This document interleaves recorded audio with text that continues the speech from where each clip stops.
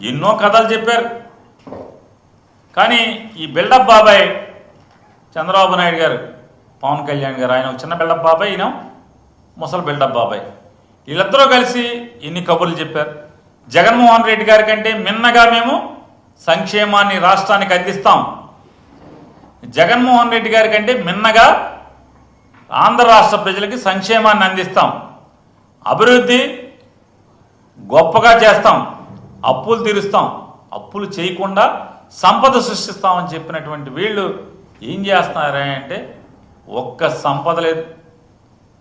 అమరావతి పేరుతో 56,000 కోట్లు 50,000 కోట్ల పైచిలకో ఇప్పుడుకి చేశారు. మరోలా ఇంకొక 50,000 కోట్లకి టెండర్లు పిలుస్తామని చెప్తున్నారు.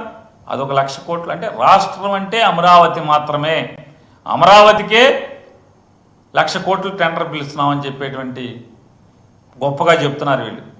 మళ్ళీ తగుదనమ్మా ఇది సరిపోదని మరొక 44,000 ఎకరాలు తీసుకుంటారండి. మరి ఆ 44,000 ఎకరాలకి అభివృద్ధికి డబ్బులు ఎక్కడి నుంచి తెస్తారు? అంటే రాష్ట్రంలో ఉన్నటువంటి మిగతా ప్రాంతాలందరినీ కూడా ఏం చేద్దాం అనుకుంటున్నారు?